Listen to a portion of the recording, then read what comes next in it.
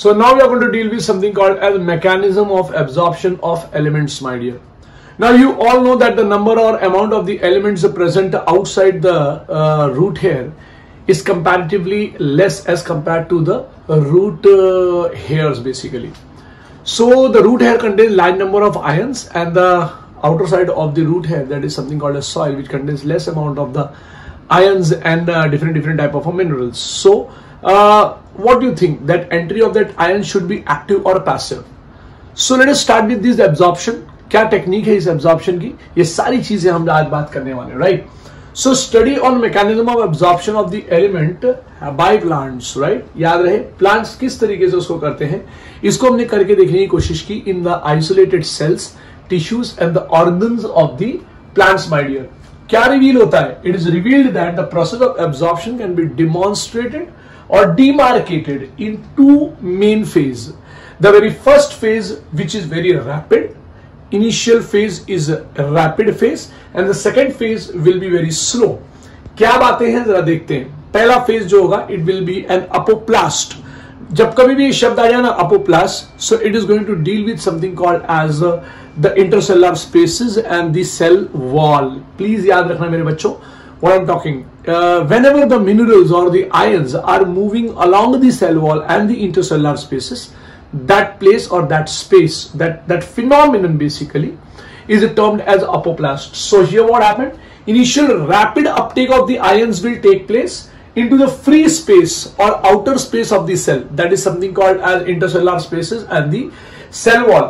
Apoplast बोलते हैं इस phenomenon को, and it is passive in nature, means it will not require ATP molecule.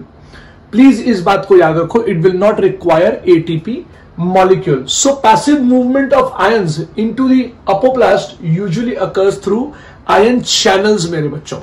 So यहाँ पर ion channels present होते हैं सेल वॉल के पास जो है वो वहां पे ion channels present होंगे, and the transmembrane protein functions as a selective pores. तो मतलब जिस आयन को लेना है और जैसे उसको लेना है, they will be taking that ions in that form. याद रहे मैं मिनरल के एंट्री की बात कर रहा हूं.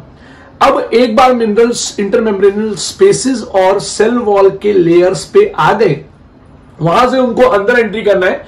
दे have to enter into a plasma membrane, plasma membrane से they have to enter into a cell. What do you think, is it the easy process? No, I will say no, it is not an easy process and yes it requires ATP molecule.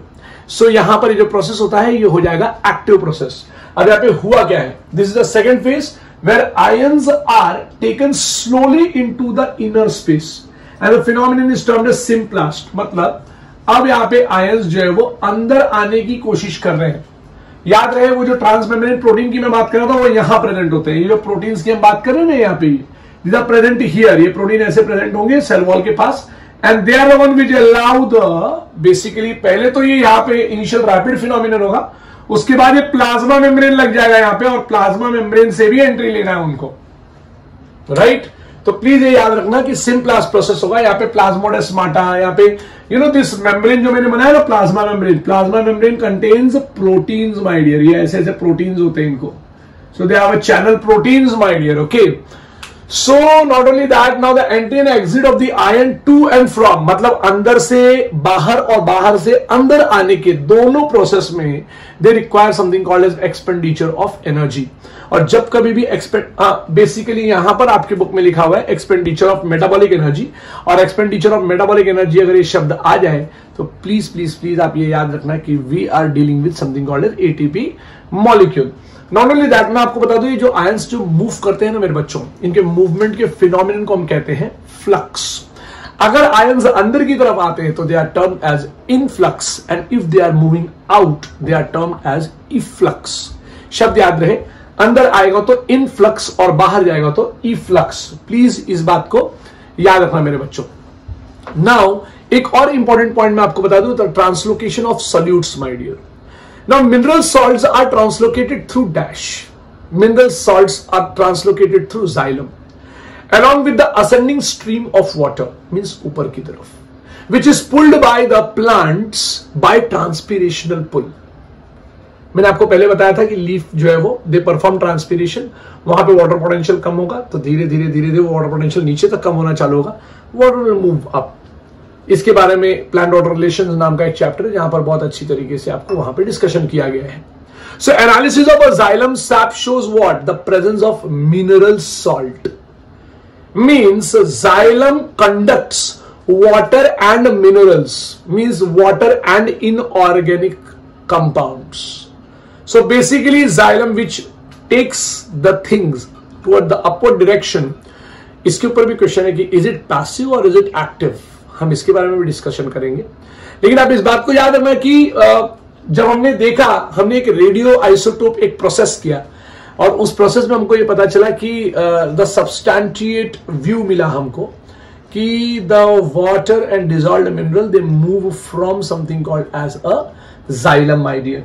सो आप देख सकते हैं यहाँ पे कि मैंने क्या लिखा हुआ है, mineral salt translocated through xylem. Mineral salt are translocated through xylem with water which is moving in ascending form. So xylem में हमेशा unidirectional flow होता है, that is from downward to upward, that is not from upward to downward. Please इस बात को याद रखना. उसके बाद the stream of water pulled through the plant by transpirational pull, ये मैंने यहां पर लिख के रखा है, transpirational pull. And analysis of xylem साहब जब किया गया तो एनालिसिस कैसे किया गया, रेडियोएक्टिविटी से. Shows the presence of what? Mineral. Now we are going to discuss soil as a reservoir of essential elements मेरे बच्चों. अब सॉइल फॉर्म कैसे होता है? इट्स बिकॉज ऑफ वेदरिंग और something called as break down of rocks. तो क्या ये हमारे लिए बहुत ज्यादा फायदेमंद है? चलो इस पॉइंट को देखते हैं. So majority of a nutrient that are essential for growth and development of a plant become available to root. ये रूट तक कैसे पहुंचेगा? Because of dash, because of weathering and break down of a rock. This process enriches the soil with dissolved ions and inorganic salts. ये point आप याद रखना कि आपको सॉइल में मिलेगा dissolved ion and inorganic salts. Now आप इस बात को याद रखिए कि since this dissolved ion and inorganic salts, this entire thing are being derived from something called as rock minerals, and therefore their role in plant nutrition is termed as what? Mineral nutrition. हमारे chapter का नाम भी यही है. So mineral nutrition हम इसलिए बोलते हैं क्योंकि सॉइल के अंदर जो मिनरल्स प्रेजेंट है, it is because of something called as weathering of rock, something called as break down of a rock, और उसकी वजह से वो जो मिनरल न्यूट्रिशन जो मिल पाता है, something called as to a plants, this phenomenon is very much important and it is very much useful for the growth and development of a plant. Now soil consists of wide variety of substances. It not only has ability to hold water, but also that it deals with large number of microbes present in it. Please याद रखना. पहला point मैंने बोला कि ये water hold करता है. मैं सॉइल का कैरेक्टरिस्टिक बता रहा हूं, मैं सॉइल की प्रॉपर्टीज बता रहा हूं. सॉइल होल्ड्स वाटर, पहला point. Soil not only it holds water but also it deals with that it contains large number of microbes. It supplies mineral to the plant, बहुत important. It harbors nitrogen fixing bacteria. But a rhizobium is a type of a bacteria which is basically present in a root nodules. लेकिन वो घुसते कैसे? वो soil के through ही घुसेंगे ना अंदर. So they harbor, the soil harbors different type of nitrogen fixing bacteria. They supply air to roots and acts as a matrix that stabilizes the plant. मेरे बच्चों, ये बहुत ही ज्यादा इंपॉर्टेंट पॉइंट है, याद रखना. क्वेश्चन पूछ देंगे आपको, डैश सप्लाइज एयर और एक्ट्स एज अ मैट्रिक्स, तो आपको बोलना पड़ेगा soil supplies air and acts as a matrix to stabilise the plant, right. दूसरा important point, deficiency of a mineral affect the crop yield. इस बात को तो आप याद ही रखेंगे. There is often need for supplying them via fertiliser. So fertiliser अगर आप देखें तो फर्टिलाइजर में हम क्या क्या डालते हैं, something called as macronutrient and micronutrient. Macronutrient का नाम मैंने पहले भी आपको बता के रखा है, फिर भी वापस बता देता हूं. It is corn SP MgK का. प्लीज याद रखना, कॉर्न SP MgK का. Carbon, hydrogen, oxygen, nitrogen, sulphur, phosphorus, magnesium, potassium and calcium मेरे बच्चों. सो कॉर्न SP MgK का. यहां पे आपको 9 लोग मिलेंगे. 1 2 3 4 5 6 7 8 9 9 लोग मिलेंगे. माइक्रो न्यूट्रिएंट में आएगा बी, कू, मो, मन, जन. कब करेगा? कल करेगा, फिर निकल. समझ में आएगी नहीं? बी, कू, मो, मन, जन कब करेगा? कल करेगा, फिर निकल, मतलब boron, copper, molybdenum, manganese, zinc, chloride ions, Fe and निकल, मतलब आयरन एंड निकल. सो दीज आर माइक्रोन्यूट्रिएंट्स, और ऊपर वाले जो थे वो थे मैक्रोन्यूट्रिएंट्स. ध्यान रहे, मैक्रोन्यूट्रिएंट्स का नंबर होगा 9 और माइक्रोन्यूट्रिएंट का नंबर होगा 8. तो आप इस पॉइंट को याद रखेंगे. Not only that, it forms, ये जो माइक्रो और मैक्रोन्यूट्रिएंट होते हैं, they form a component of fertilisers and are supplied as per need of a plant. मेरे बच्चों, now let us discuss about one of the best concept called as nitrogen cycle. My dear, nitrogen cycle पढ़ने के पहले मैं आपको बता दूं कि नाइट्रोजन आपकी बॉडी में कहां इंपॉर्टेंट है. It is present in DNA, it is present in RNA, it is present in proteins, it is present in vitamins, it is present in plasma membrane, it is present in different type of nucleic acids, जैसे मैंने DNA और RNA का बात किया. And all the various chemical reactions में जो enzymes लगते हैं, they are present. मैं नाइट्रोजन की बात कर रहा हूं. So nitrogen is very important element in our life. और मैं जब कहता हूं तो it is related to plants also as well as animals also as well as all the organisms present in the world. ठीक है, तो अब पॉइंट ऐसा है कि नाइट्रोजन अगर इतना ज्यादा इंपॉर्टेंट है तो ये नाइट्रोजन हमारे बॉडी में आता कैसे और हमारे बॉडी से वापस एटमॉस्फेयर में चले कैसे जाता है. This phenomenon is termed as nitrogen cycle. Now पहला important point, apart from carbon, hydrogen and oxygen, nitrogen is a most prevalent element in a living organism. Atmospheric nitrogen यहां पर जो प्रेजेंट होता है, it is about 78%, my dear. मैंने लिखा है यहां पे. Nitrogen is very much useful in amino acids, so it is present in amino acid. It is present in protein, it is present in enzymes, it is present in hormones, it is present in many of the vitamins, it is present in chlorophyll molecule, right? Now, plant completes, आप इस बात को समझिए कि वो अपने पूरे life cycle को कंप्लीट करते हैं with respect to nitrogen. Nitrogen नहीं होगा तो इनके बहुत सारे फंक्शंस रुक जाएंगे. तो क्या प्लांट कंपीट भी करता है किसी से नाइट्रोजन लेने के लिए? Yes, they compete with the other micro organisms, my dear. So plant here competes with microbes for limited nitrogen that is available in soil. We all know that in a soil the nitrogen is in a limited amount. इसलिए बहुत सारे plant ना they become insectivorous to have that nitrogen, my dear. So ये point यहाँ नहीं दिया, but आपको इस बारे में याद रखना चाहिए. Nitrogen is a limiting nutrient for both natural and agricultural ecosystem. Fertilizers डालने पड़ते हैं, NPK नाम के fertilizers वहां पे डालने पड़ते हैं, आपने देखा होगा. यूरिया डालते हैं हम, ठीक है. So nitrogen exists in, it exists as a 2 nitrogen atom एक साथ joined by a very strong triple covalent bond, that is N triple bond N, and the process of conversion of N2 to NH3 is termed as nitrogen fixation, my dear. आप please इस बात को याद रखिए, it is nitrogen fixation मेरे बच्चों. In nature, lightning and ultraviolet radiation, they provide enough amount of energy to convert nitrogen into nitrogen oxides, that is NO, NO2 and N2O मेरे बच्चों. इंडस्ट्रियल कंबस्शन होता है, फॉरेस्ट फायर होता है, automobile exhaust होता है, पावर जनरेटिंग स्टेशंस प्रेजेंट है. They are the source of atmospheric nitrogen oxides. My dears, मैं आपको बता दूं कि डिकम्पोजिशन ऑफ ऑर्गेनिक नाइट्रोजन जब होता है ना, ऑर्गेनिक मैटर जब डेड प्लांट, जब प्लांट डेड हो जाते हैं और उनका डिग्रेडेशन होता है bye the help of certain bacterias, वहां उनका डिकम्पोजिशन होता है. And again that entire nitrogen is given out in the form of a compound called as ammonia, and this phenomenon is termed as what? Ammonification. Please मेरी बात को याद रखिए.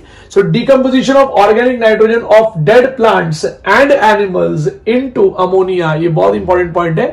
So this phenomenon is termed as what? Ammonification. Now here what happens is some ammonia volatilizes and enters the atmosphere, but most of it is converted into nitrate. आप मेरी बात ध्यान से सुनिए, यहां पे ammonia is getting converted into nitrate by whom? By something called as soil bacteria. कौन है मैं ये भी डिस्कशन करूंगा. यहाँ पे स्टेप 1 शुरू होने जा रहा है. Now this is something called as a step 1. ठीक है, यहां पे क्या होगा कि ammonia is first oxidise to nitrite. यहां पे ऑक्सीडाइज होगा and there will be a formation of this structure. So first it will get converted into nitrite by a bacteria. अब उस बैक्टीरिया का नाम क्या है? उस बैक्टीरिया का नाम है नाइट्रोसोमोनास. मैं यहाँ पे नंबर 1 लिखता हूं क्योंकि मुझे बहुत सारे बैक्टीरिया के नाम बताने हैं. अब ये काम नाइट्रोसोमोनास के साथ साथ एक और शख्स कर सकता है, वो है नाइट्रोकोकस, राइट. सो एंड और लिखा हुआ है यहाँ पे, मतलब दोनों मिलके भी कर सकते हैं या फिर अकेले अकेले अगर आप पकड़ोगे तो भी कर सकते हैं. Now nitrate here is further oxidized to nitrite. Sorry, nitrite here is further oxidized to nitrate. मेरे बच्चों प्लीज ये बात याद रखेंगे. Nitrite here is further oxidized to nitrate with the help of a bacterium. यहां पे बैक्टीरियम का नाम होगा नाइट्रोबैक्टर. प्लीज मेरी बात याद रखेंगे, इट इज नाइट्रोबैक्टर. अब नाइट्रोबैक्टर कौन है? Nitrobacter is a nitrifying bacteria. वापस कहता हूं, here nitrite is further oxidized. This is step 2 मेरा बच्चा. Here nitrite is further oxidized into nitrate by the help of a bacterium called Nitrobacter. This bacteria is also termed as nitrifying bacteria. Basically they are chemoautotrophs. Please याद रखना. And the process is termed as what? Nitrification. So conversion of nitrite into nitrate is termed as what? Nitrification. Next point is nitrate thus formed is absorbed by the plant. कमाल की बात होगी, ये nitrate will be absorbed by the plant, right, and is transported where? It is transported to the leaf. So अब यहां पर ये leaf में पहुंच गया. Okay, now here this nitrate gets further reduced. कमाल की बात देखिए, the nitrate present in the leaf further gets reduced to ammonia and forms amine group of amino acids. बहुत important, forms amine group of amino acids. और एक बार वो amine group of amino acids में गया तो amino acids combine होने के बाद will get converted into proteins my dear. So please आप इस बात को याद रखिए, ये वो चैनल है जैसे आप चीजों को याद रख सकते हैं. If nitrate is present in a soil it can be reduced into what my dear? It can be reduced into nitrogen by the process of denitrification. And denitrification is carried out by bacterias like pseudomonas. My dear यहां पे लिखा हुआ है Pseudomonas and थियोबैसिलस. मेरे बच्चों समझ में आया मेरे बच्चों? तो प्लीज आप इस बात को याद रखेंगे. एक बार और बता दूं मैं, ammonia volatilizes and re-enters the atmosphere, but most of it is converted into nitrate by soil bacteria. याद रखना, अमोनिया यहां पर क्या होगा? यहां पे ऑक्सीडाइज होगा, will get converted into something called as a nitrite. Nitrite again will get oxidized, will get converted into nitrate by a bacteria called Nitrobacter. ध्यान से सुनो, नाइट्रेट से नाइट्राइट कन्वर्ट करोगे तो नाइट्रोबैक्टर याद रखना, और अमोनिया से नाइट्राइट कन्वर्ट करोगे तो नाइट्रोसोमोनास एंड नाइट्रोकोकस याद रखना. यहां पे जो नाइट्रोबैक्टर है, it is nitrifying bacteria. They are termed as chemoautotroph and the process is nitrification. याद रखना मेरे बच्चे, जब डीनाइट्रिफिकेशन कहूंगा तो नाइट्रेट से वापस नाइट्रोजन में कन्वर्जन होने वाला है, and it is carried out by bacteria called pseudomonas and thiobacillus. So now what we are going to start is something called as biological nitrogen fixation. मेरे बच्चों, अब बायोलॉजिकल नाइट्रोजन फिक्सेशन की अगर मैं बात करूं तो there are very few organisms who can utilise nitrogen in N2 form. माने आप N2 को, नाइट्रोजन को N2 के फॉर्म में आप यूज नहीं कर पाएंगे. आपके बॉडी के अंदर ऐसा कोई भी मैकेनिज्म नहीं है, और बहुत सारे प्लांट्स के अंदर भी, बहुत सारे मतलब मेजॉरिटी ऑफ द प्लांट्स के अंदर ऐसा कोई भी मैकेनिज्म नहीं है. Now this nitrogen is present in abundant form in the air, लेकिन आप इसका यूज कर पाएंगे क्या? नहीं कर पाएंगे. So only certain prokaryotes can do that. अब प्रोकैरियोट्स किसको कहते हैं? कोई एक सेल ले लीजिए जिसके अंदर आपके पास आपने जेनेटिक मटेरियल बनाया और जेनेटिक मटेरियल को कवर नहीं है, means they don't show a presence of a nuclear membrane, and such type of organisms are termed as what? They are termed as prokaryote. So यहाँ पे fixing nitrogen का जो ताकत है, जो capability है, it is basically present to certain prokaryotes. Now the reduction of nitrogen to ammonia by living organism is called as biological nitrogen fixation. Please याद रखना. So here N2 will be converted into ammonia by the help of certain organisms मेरे बच्चों, और ये जो organisms ने अगर ये काम कर दिया तो इस फिनोमिनन को हम लोग कहते हैं बायोलॉजिकल नाइट्रोजन फिक्सेशन। ना अगर आप यहां पर देखें तो यहां पर एक एंजाइम है जिसका नाम है enzyme nitrogenase, and this nitrogenase is capable of nitrogen reduction. मेरे बच्चों ये पॉइंट याद रखना, capable of nitrogen reduction and is present exclusively in prokaryotes. ये नाइट्रोजन रिडक्शन का जो प्रोसेस है ये बेसिकली आपको प्रोकैरियोट्स की वजह से ही मिलेगा, because they contain a structure, they contain an enzyme called as enzyme nitrogenase मेरे बच्चों। Such microbes are termed as what? They are termed as nitrogen fixers, where N triple bond N is broken down बोलू या made बोलू, आप इतना याद रखो, it is being converted into NH3 by the help of enzyme something called as nitrogenase. So nitrogen fixing microbes जो है मेरे बच्चों, they could be of two types मेरे बच्चों। तो सबसे पहले it will be a free living or it can be a symbiotic। तो हम बात करते हैं free living nitrogen fixing bacterias की बात कर लेते हैं या प्रोकैरियोट्स की बात कर लेते हैं। तो free living nitrogen fixing prokaryotes को अगर आप देखें तो यहां पर दुनिया में आपको दो टाइप के लोग मिलेंगे, एक मिलेगा एरोबिक माइक्रोब्स और दूसरा मिलेगा anaerobic microbes. So aerobic microbes का जो ग्रुपिंग है it is something called as azotobacter, एक एग्जांपल, और दूसरा एग्जांपल है बेइजरनिकिया। आप प्लीज याद रखिए, it is free living nitrogen fixing aerobic microbe. बार बार गया हूं, प्लीज ध्यान दीजिएगा। Free living nitrogen fixing aerobic microbe में दो नाम आएगा, ए एंड बी।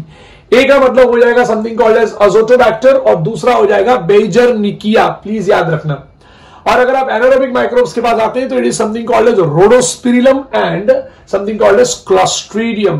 हो सकता है आपकी बुक में क्लॉस्ट्रीडियम नहीं दिया हो, बट यहां पर आप याद रखेंगे कि rhodospirillum and clostridium are anaerobic microbes, means they do not require oxygen basically in their function।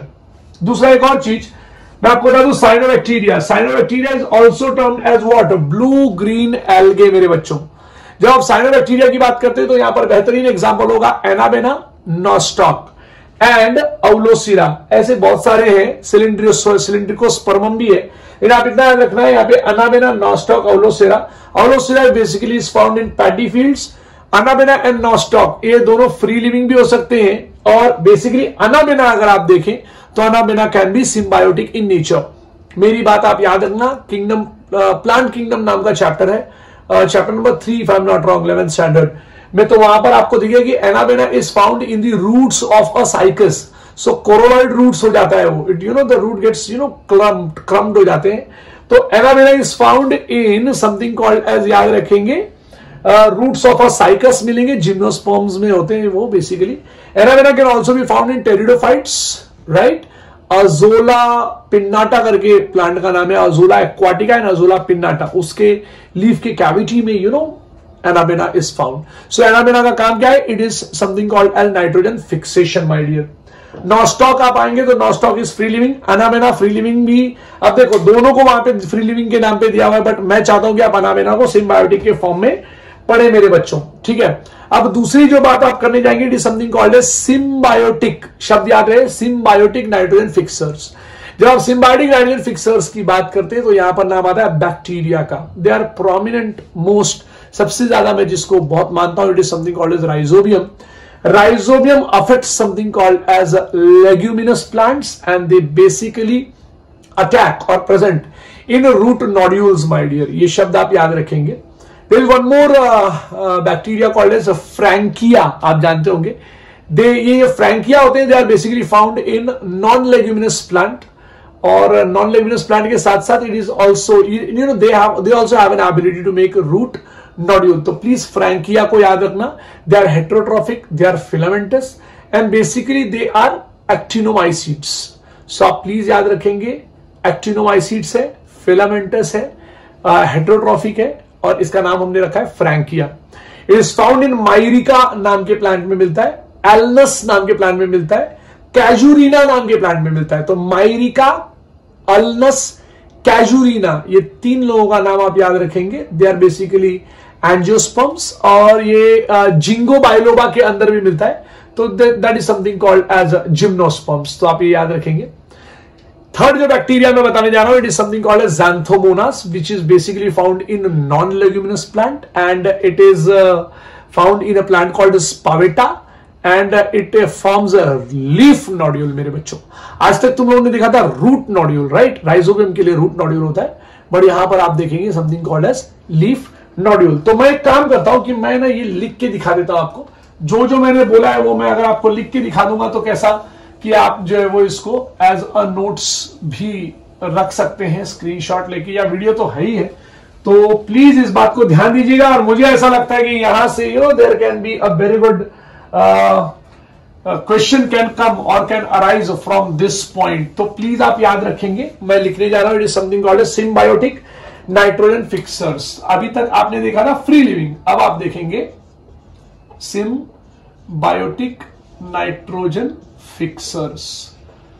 तो सिम्बायोटिक नाइट्रोजन फिक्सर में सबसे पहला नाम हम किसका डालने वाले हैं? ए राइजोबियम का नाम डाल देंगे, राइजोबियम। आप मुझे अगर बोलोगे सर इसका साइंटिफिक नेम बता दो, तो मैं बता दूंगा राइजोबियम मेलिलोटी, राइजोबियम लेग्यूमिनोसारम जो पी प्लांट को अफेक्ट करता है, राइजोबियम फेजियोलाई, तो मैं बहुत सारे रख दूंगा, प्रोमिनेंट होते हैं rhizobium. Rhizobium affects which plant, तो मैं लिखूंगा यहां पे लेग्यूमिनस प्लांट को अफेक्ट करते हैं ये। So they affect something called as leguminous plants. Not only that, site क्या है इनका? The site is something called as root nodules. So they affect something called as क्या मेरे बच्चों? Root nodule. तो ये पॉइंट आप याद रखेंगे, रूट नोड्यूल वाला। दूसरा एग्जांपल हम लेने वाले फ्रैंकिया के बारे में। ना जब मैं आपको फ्रैंकिया के बारे में बताता हूं तो सबसे पहला बात आप याद रखना, they are heterotrophic. Frankia is heterotrophic, बार बार कह रहा हूं, हेटेरोट्रॉफिक होता है। And they are actinomycetes, my dear. Please याद रखना, it's very important. Actinomycetes, and yes, they are filamentous in nature. तो ये 3 पॉइंट आप याद रखेंगे, filamentous in nature. So Frankia is playing a very important role. Frankia कहां मिलेगा? Frankia leguminous plant को अफेक्ट करता है, नॉन लेग्यूमिनस प्लांट को। The answer will be always affect non leguminous plant, बहुत ही ज्यादा इंपॉर्टेंट, ठीक है? So rhizobium is a type of a bacteria, it's a type of a prokaryote which affects leguminous plant and the site is a root nodule. And उसके बाद Frankia which is actinomycetes which is heterotrophic in nature, filamentous in nature and affects a non-leguminous plant. तो sir किसको affect करता है? सबसे पहले ये affect करेगा माइरिका। माइरिका नाम का एक प्लांट आता है, प्लीज याद रखना। दूसरा नाम आएगा अल्नस, ठीक है? माइरिका, अल्नस एंड कैजुरीना। बहुत बार क्वेश्चन आ सकता है कि ये तीनों है कौन? दे आर एंजियोस्पर्म्स, प्लीज याद रखना। और दूसरा नाम आएगा ginkgo biloba, GINK, ginkgo biloba. आप इसको लिविंग फॉसिल के नाम से जानते रहोगे।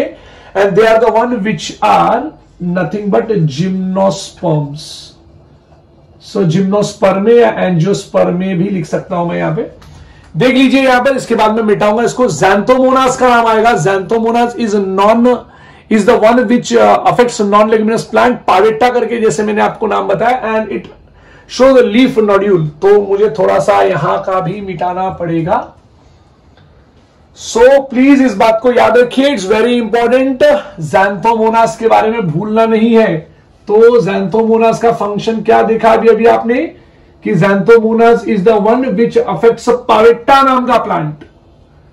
तो असल ये पावेटा कौन है? तो ये आप एक बार जो है वो गूगल चेक मारेंगे और मुझे आंसर देंगे कि ये पावेटा कौन है। And it is a non leguminous. वापस कहानी यहां से ही शुरू होगी। तो यहां पर मैं रख देता हूं, अब मैं क्या नाम रखने वाला हूं? xanthomonas। चलो xanthomonas का नाम रख दिया। xanthomonas अफेक्ट किसको? पावेटा नाम के प्लांट को अफेक्ट करता है। ये आपकी बुक में नहीं है, बट आपको याद रखना है, पावेटा नाम के प्लांट को अफेक्ट करता है। एंड इट फॉर्म्स, अच्छा सर ये क्या है sir? It is non leguminous plant को अफेक्ट करेगा और फॉर्म्स लीफ नोड्यूल। तो affects non leguminous plant. So this is what is non leguminous plant, जो आपको ऊपर की तरफ दिखा है। एंड दूसरा खास बात, xanthomonas को अगर मैं देखूं तो they form something called as leaf nodule. देखिए आज तक आपने क्या देखा था? Something called as root nodule, लेकिन आज आप क्या देख रहे हैं? It is something called as leaf nodule. Next comes is something called as blue green algae मेरे बच्चों। ब्लू ग्रीन एल्गे में जैसे मैंने आपको एनाबेना और नॉस्टॉक के बारे में बताया, they are the one who not only fix nitrogen मेरे बच्चों, they are the one who has an ability to fix carbon dioxide also. So अगर आप ध्यान देंगे तो आपको पता चलेगा कि अब मैं कुछ और बैक्टीरिया का भी नाम ले लूंगा। बेसिकली इनको हम लोग साइनोबैक्टीरिया बोलते हैं। सो साइंटिफिक नेम है अनाबेना अजोले। आप बोलोगे सर अभी आप कुछ देर पहले आपने एक प्लांट का भी नाम बताया था, मैंने उसका नाम बताया था azolla pinnata.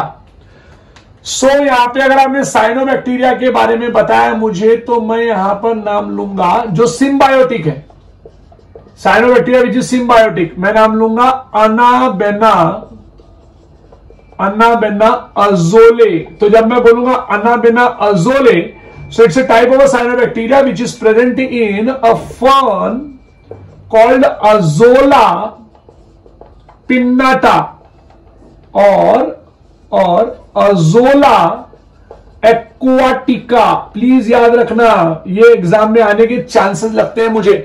So it is Azolla pinnata or Azolla aquatica. Basically it is found in a fern pteridophyte। ये fern है मेरे बच्चों, this is fern which is pteridophyte, और इनके लीफ कैविटी में they are going to be present my dear. So it is anabaena azollae. ये एक बहुत इंपॉर्टेंट फैक्ट है। एक और नाम आपके सामने रखता हूं, anabaena cycadeae. So anabaena cycadeae is found in cycas gymnosperm, cycas gymnosperm. So anabaena cycadeae याद रखना। And there they form something called as what, there they form something called as coralloid root मेरे बच्चों, please याद रखना। सो ये सारे point होने के बाद will be starting with something called as nitrogen fixation by rhizobium. एकदम डिटेल में जाएंगे। फिलहाल मैं आपको बता दूं कि rhizobium is what, it is gram negative bacteria. It is basically a rod shape bacteria and they are the one who forms infection thread. तो अब मैं आपको पूरा nitrogen fixation by the help of rhizobium बताने जा रहा हूं। Now let us start with something called as a very important process called as nodule formation in a leguminous plant.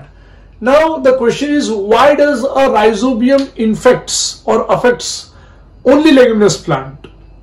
There could be something, or there is something which is present in the leguminous plant which attracts something called as rhizobium. So rhizobium is basically what, it's a type of a bacteria. It requires something called as a lectin नाम का protein, and this lectin नाम का protein is present in a leguminous plant. The point starts from there, which is not given basically in your book. तो तुम्हारे book में जो दिया है वो पढ़ाते हुए साथ में मैं कुछ नई चीजें ऐड करूंगा। नाउ नोड्यूल फॉर्मेशन में क्या इन्वॉल्व करता है? It involves the sequence of multiple interaction between rhizobium and root of the host plant, basically leguminous plants my dear. Now rhizobia what it does, it multiplies and colonize the surrounding of a root and get attached to epidermal and root hair sales.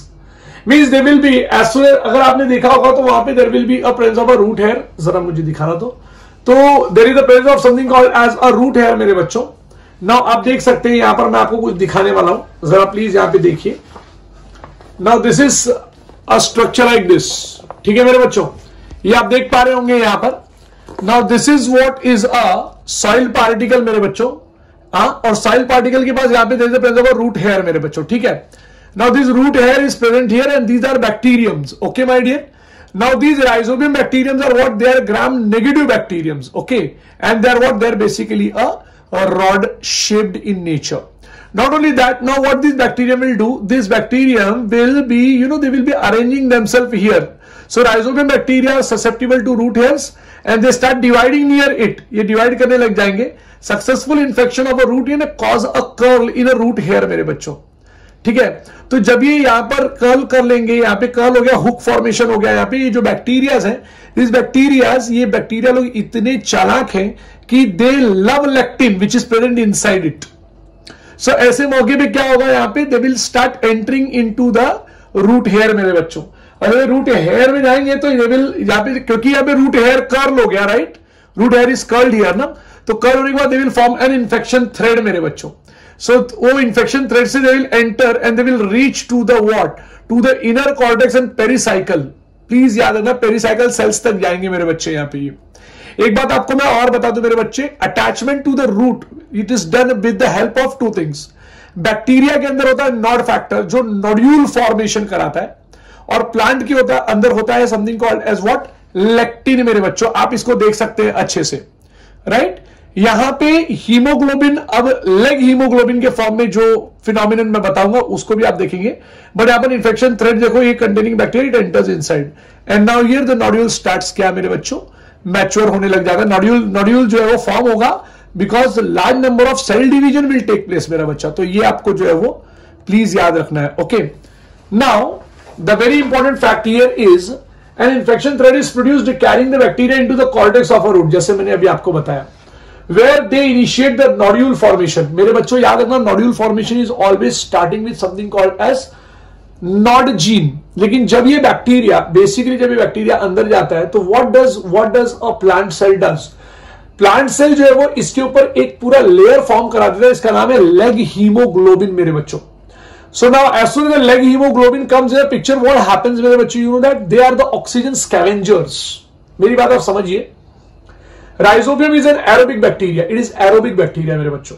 But when it enters for lectin, जब lectin के लिए अंदर जाता है, there when it enters into the cortical cells, the cortical cells लोग क्या करते हैं, बोलते हैं ये लोग कौन है टाइम पास करने के लिए आ गए। So what they do is they put leg hemoglobin around the bacteria मेरे बच्चों, and that is something called as bacteroids हम कह देते हैं। यहां पे बैक्टीरियल, वहां पे एक पूरा लेयर फॉर्म हो जाता है मेरे बच्चों।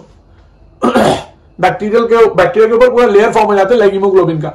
So जितना भी ऑक्सीजन आता है, it does not enters into a bacteria. So bacteria here gets converted into what? Anaerobic bacteria मेरे बच्चों, rhizobium. So when rhizobium enters, जब वो अंदर एंट्री कर रहा होता है तो it is aerobic, लेकिन जब वो अंदर आता है उसके बाद जब लेग हीमोग्लोबिन बढ़ जाता है ऐसे, so it becomes anaerobic। और एनारोबिक होता है तो उसके निफ जीन और नॉड जीन एक्टिवेट हो जाते हैं मेरे बच्चों। Why? Because leg hemoglobin, what it is an oxygen scavenger, it वो पूरा खींच लेगा बाहर ऐसा। तो जब बैक्टीरिया एनारोबिक इन नेचर हो जाता है तो उसके निफ जीन एक्टिवेट होते हैं मेरे बच्चों। Nif gene is nothing but nitrogen fixing gene, and nif gene it is the one which helps in production of something called as what, it helps in production of nitrogenase नाम का enzyme. बच्चे लोग please याद रखना, ये बहुत ही ज्यादा important है, नाइट्रोजनेज नाम का enzyme.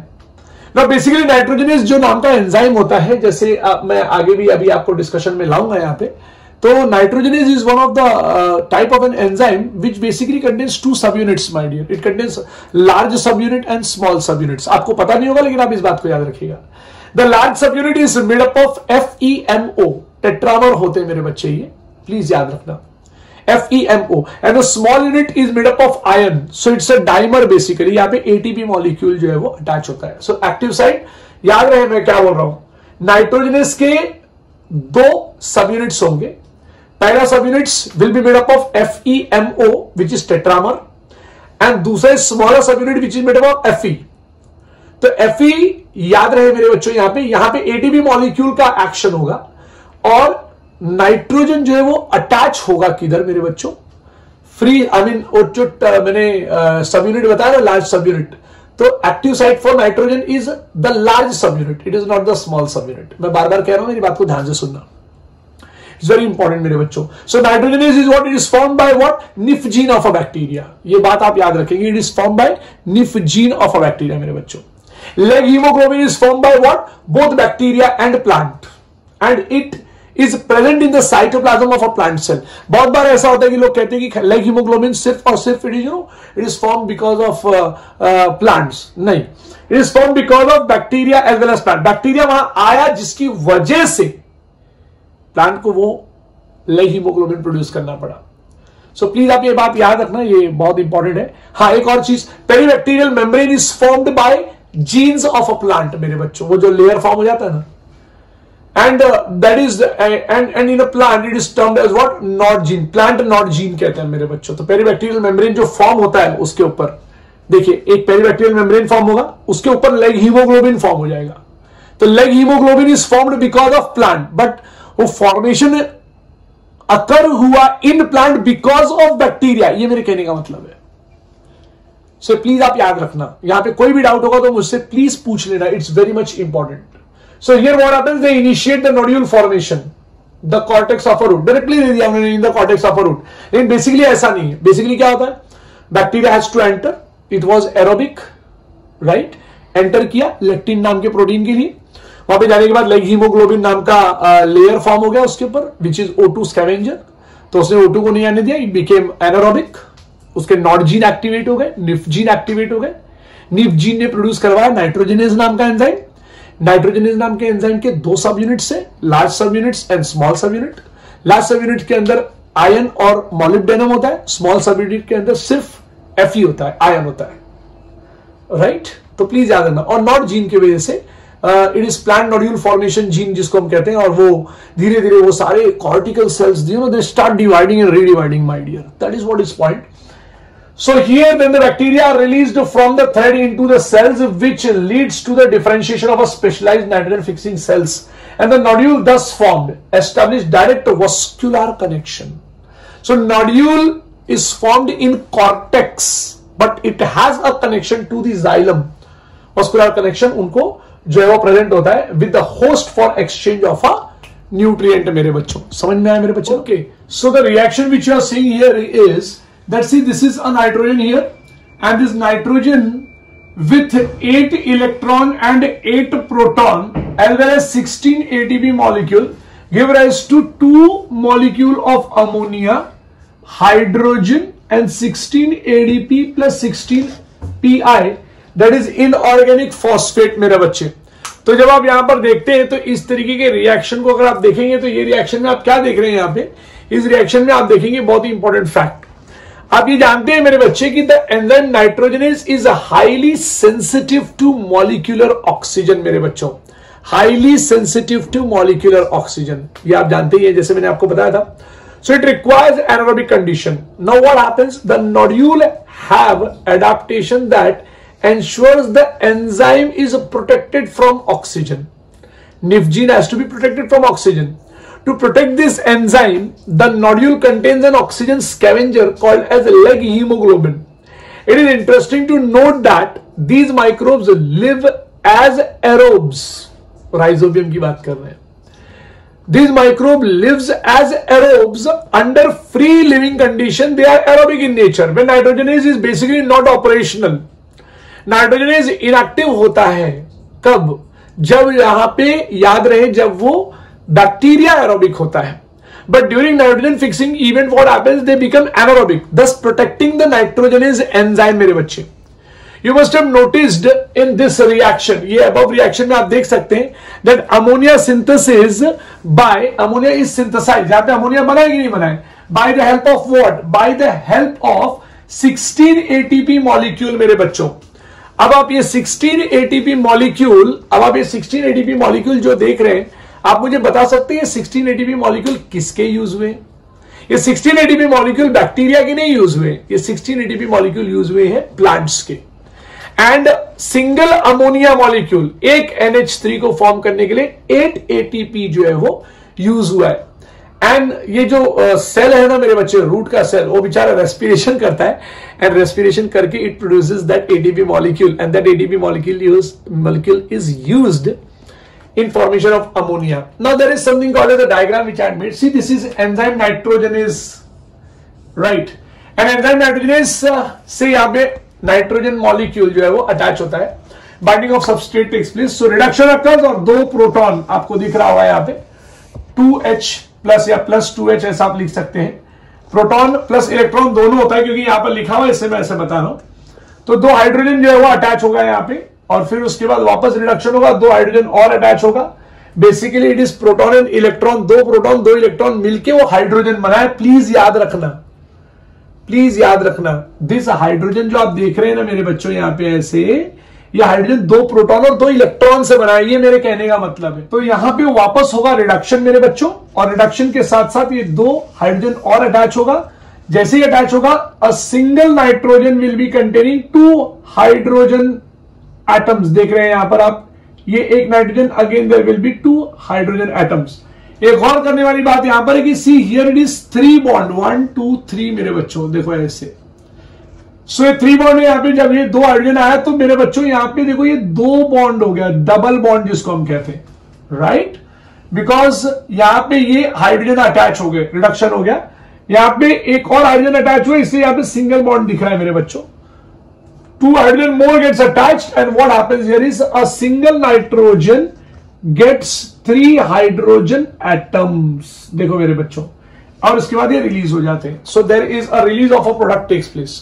Now the nitrogenase enzyme is again free and again it can bind to the another molecule of nitrogen, my dear. As I told you, my dear, यहाँ पे 8 ATP लगेगा for single NH3 and this ATP molecule जैसे मैंने आपको बताया the energy produced thus the energy produced ये जो use हो रहा है is being produced or obtained from the respiration of the host cell.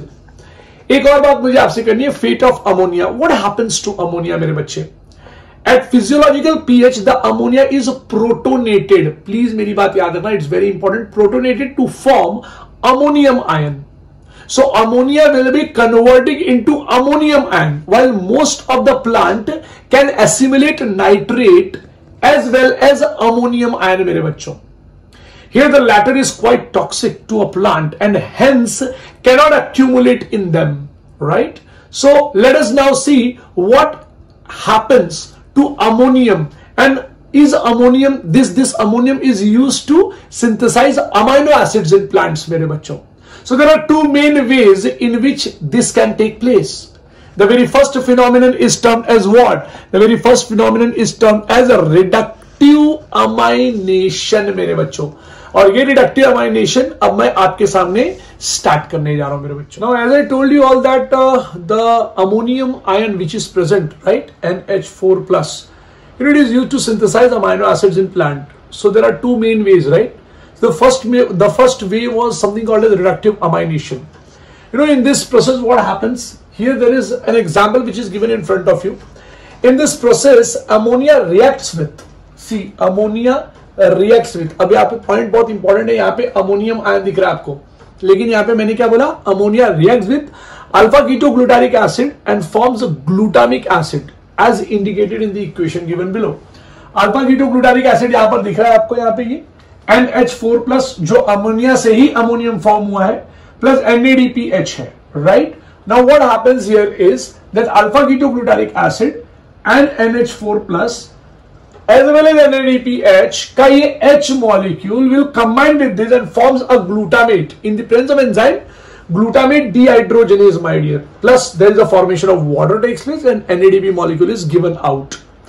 Transamination नाम का प्रोसेस जो मैंने नीचे लिखा हुआ है, it involves the transfer of what? Amino group. Please याद रखना, it involves the transfer of amino group from one amino acid to the keto group of keto acid. Please याद रखना. देखिए यहाँ पे ये H दिख रहा है आपको और यहाँ पर ये वाला भी पार्ट आपको दिख रहा होगा. देखिए ये वाला पार्ट, ये दोनों के दोनों पार्ट देखिए यहां रिप्लेस होगा ऐसा इधर, और ये यहां पे ऐसे, और ये वाला पार्ट जो है वो इस तरफ आएगा. See you can see this, right. आप यहां पर देख सकते हैं कि यहां पे देखो क्या रिप्लेस हुआ है. This H is replaced and this NH3 plus is replace. ये देखिए यहां पे ये, राइट, आपको दिख रहा है मेरे बच्चों, ये H रिप्लेस हुआ, और यहां पे ये जो डबल बॉन्ड O था, this got transferred here. So यहां पर वही बता रहे हैं यहाँ पे, this is something called as what transamination it taken place. It involves the transfer of amino group of one amino acid to the keto group of other keto acid.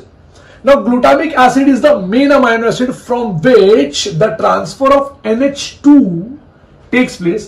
The amino group takes place, NH2 which is the amino group takes place, and other amino acids are formed through transamination enzyme. अब अभी जो enzyme लगता है, this enzyme is something called as transaminase. मैं आपको एक बात और बता दूं, there are two most important amides, my dear. Now basically these amides are example with respect to asparagine and glutamine, my dear, and they are found in a plant and they are structural part of a proteins, my dear, right? They are what? They are structural part of a protein. Now they are formed from two amino acids, namely aspartic acid. मैंने यहाँ पे रखा है, ये देखिए, alpha ketoglutaric acid और aspartic acid form होगा. यहाँ पे ये जो मैंने बताया ना मेरे बच्चों, इसका मैंने एग्जांपल लिया हुआ है. सी यहाँ पे ग्लूटामिक एसिड लिया हुआ है, ऑक्सैलोएसिटिक एसिड लिया हुआ है. Glutamic acid will combine with oxaloacetic acid to form alpha ketoglutaric acid and aspartic acid. तो जैसे मैं आपको बता रहा हूं, there are two most important amides, asparagine and glutamine. They are found in a plant and are structural part of a proteins. They are formed from two amino acids, namely aspartic acid and glutamic acid respectively, by addition of another amino group to each. The hydroxyl part of the acid is replaced by another NH2 radical. यहाँ पे hydroxyl part जो होता है it is being replaced by NH2 radical since amides contain more nitrogen than amino acids. बच्चों मैं जिस amides की बात कर रहा हूं उस अमाइड्स का एग्जांपल है asparagine and glutamine. Now they are the one which contains more nitrogen atom than the amino acids and therefore they are transported to other part of a plant via xylem vessels। मेरे बच्चों ये phloem से नहीं transfer होता क्योंकि it contains large number of nitrogen element as compared to any other amino acid। So amides are the one which contains more nitrogen atom। Please इस बात को याद रखिएगा। In addition, along with the transportation stream, the nodule of some plant like soybean, मेरे बच्चों soybean के nodule के अंदर ना मेरे बच्चे export the fix nitrogen as ureides. Soybean है, सोयाबीन को रूट नोड्यूल्स है, उस रूट नोड्यूल्स में से what they transfer, they do not transfer ammonia मेरे बच्चे, दे ट्रांसफर यूरिड्स मेरे बच्चे। And these compound have played, याद रखो मेरे बच्चों, these compound have a particularly high nitrogen to carbon ratio। ये ज्यादा nitrogen to carbon ratio present होता है मेरे बच्चों। सो यूरिड्स याद रखना मेरे बच्चों, अमाइड्स याद रखना, अमाइड्स के एग्जांपल्स याद रखना मेरे बच्चों। जैसे मैंने आपको बताया था मेरे बच्चों कि बेसिकली मैं आपको एक बार और बता दूं कि amides are what, they are double animated keto, double aminated, its not animated, it is double aminated. So amides are double aminated keto acids. आपको शायद नहीं पता हो। The hydroxyl part of the acid is replaced by, जैसे मैंने आपको बताया, NH2 radical since amides contain the more, जैसे मैंने बताया था, more nitrogen than the amino acids, so they are transport to the other part of a plant via xylem vessels. Ureides, जो मैंने आपको बताया था, ureides have high nitrogen to carbon ratio. बार बार कह रहा हूं, ग्लूटामिक एसिड है, ऑक्सैलोएसिटिक एसिड है, ग्लूटामिक एसिड, ऑक्सैलोएसिटिक एसिड, यहां पे हुआ समथिंग कॉल्ड एज ट्रांसअमाइनेशन। यहां पर अमाइनो एसिड का अमाइनो ग्रुप निकल के दूसरे जगह पे चले जाएगा to the keto group of keto acid. Replace हो रहा है यहां पे, amino group of amino acid is replaced to the keto group of keto acid. ये ऐसे, और ये अगर हुआ तो ये आपको याद रखना है, this phenomenon is termed as transamination. आप बोलोगे सर इसके बाद आपने अमाइड्स के और यूरिड्स के बारे में बात किया, बराबर मैंने बात किया। मैं आपको एक बात बता दूं, ये रिएक्शन और अमाइड्स और यूरिड्स से कोई लंबा चौड़ा रिलेशन नहीं है। अमाइड्स और यूरिड्स दो डिफरेंट कॉन्सेप्ट्स हैं। Amides are a double aminated keto acids and the two important amides are what, asparagine and glutamine, जो मैंने बताया it is found in the structural form of a protein, structural part of a protein, and they are the one, they are formed from two amino acids मेरे बच्चों, aspartic acid और glutamic acid। तो aspartic acid और glutamic acid यहां form हुए थे, बन रहे थे, दिख रहे थे, इसलिए उस अमाइड वाले टॉपिक को ऐड किया उन्होंने, मतलब आपके एनसीईआरटी में, ताकि आप याद रखें। उन्होंने एक बात और बताया कि अमाइड्स जो होते हैं वो कंटेन करते हैं ज्यादा nitrogen as compare to amino acid, इसीलिए इसको हम जाइलम वेसल से ट्रांसफर करते हैं मेरे बच्चों।